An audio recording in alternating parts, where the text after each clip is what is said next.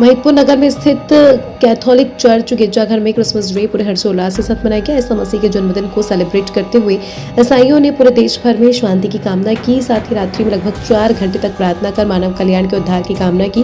अनुयायी इस दिन गिरजाघर जाते ही केक काटा और एक दूसरे को उपहार दिए गए। एक दूसरे को उपहार देते हुए प्रभु ईसा मसीह से प्रार्थना की गई। उसके बाद कैंडल मार्च निकाला गया।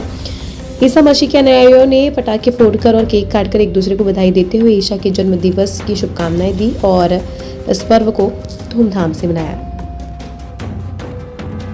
सर्वप्रथम आप सभी शहरवासियों एवं क्षेत्रवासियों को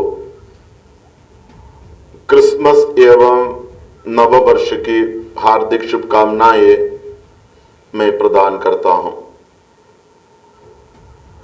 क्रिसमस प्रभु ईसा मसीह के जन्मोत्सव का पर्व है। आज से लगभग 2025 साल पहले बेथलेहम की एक गौशाले में एक नवजात शिशु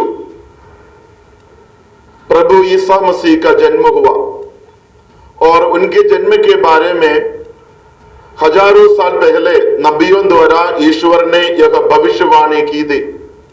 देखो, एक कुंवारी गर्भवती होगी, वे एक पुत्र को प्रसव करेगी और आप उसका नाम इमानुएल रखेंगे, जिसका शब्दार्थ है ईश्वर मानव बनकर हमारे बीच में निवास किया। पवित्र माता कुंवारी मरियम को स्वर्गदूत गब्रिएल द्वारा एक संदेश दिया गया कि आप गर्भवती होगे और आप जो पुत्र को प्रसव करेंगे वे महान होंगे और सर्वोच्च प्रभु के पुत्र कहलाएंगे। क्रिसमस ईश्वर पुत्र प्रभु ईसा मसीह जो मनुष्य बनकर हमारे बीच में निवास किया, उनका पर्व है।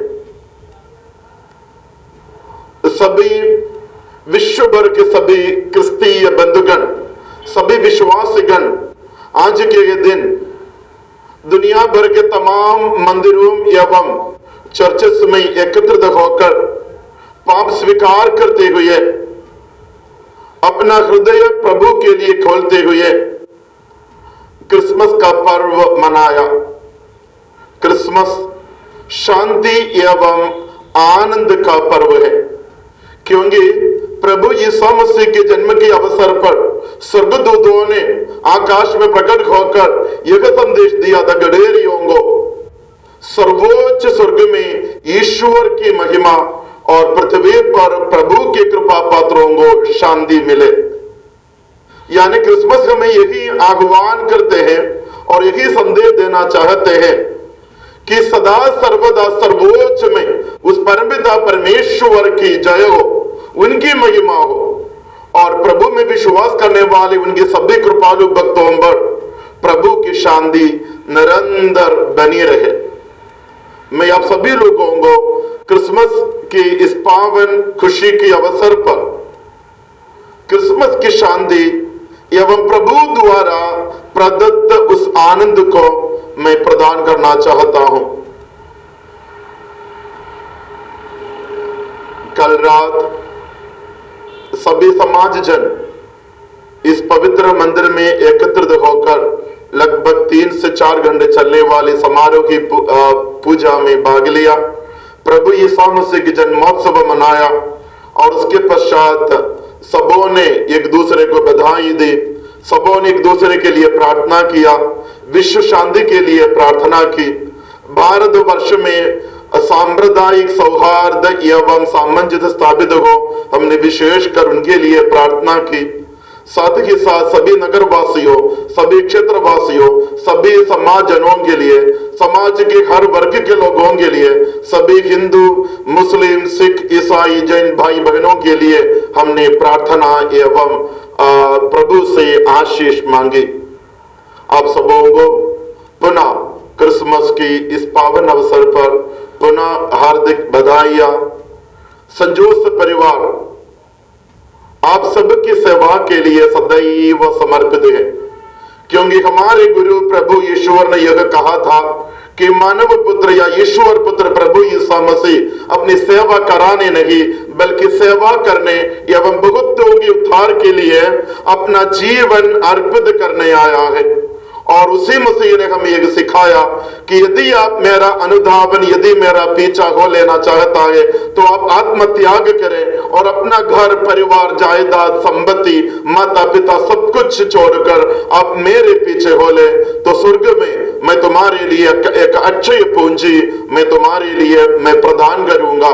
और प्रभु की इस बुलाहट को स्वीकार करते हुए सभी पुरोहित दुनिया भर में सभी पुरोहित एवं धर्म भगिन सिस्टरगण अपना जीवन समाज एवं राष्ट्र के लिए, कलीसिया के निर्माण के लिए, आम जनता की यानी निस्वार्थ सेवा के लिए हमने अपना जीवन अर्पित किया है।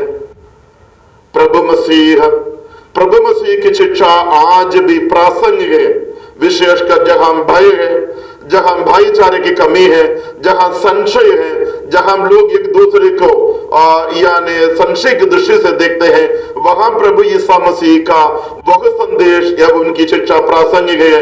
क्योंकि प्रभु ने कहा, मैं तुम्हें एक ही आज्ञा देता हूं, तुम एक दूसरे को प्यार करो। और साथ ही साथ प्रभु ने यह भी हमें सिखाया, क्रूस पर मरते वक्त अपने अत्याचारियों के लिए प्रार्थना करते हुए प्रभु ने हमें ये सबसे बड़ा मिसाल पेश किया, पिता इन्हें क्षमा कर, क्योंकि ये नहीं जानते कि ये क्या कर रहे हैं। यानी पारस्परिक क्षमा एवं पारस्परिक प्रेम, निस्वार्थ सेवा भाव मानवता के अस्तित्व के लिए बहुत बड़ा यानी एक खंबे के रूप में या मजबूत खंबे के रूप में प्रभु की ये शिक्षा सदैव यानी प्रासंगिक रहेगा।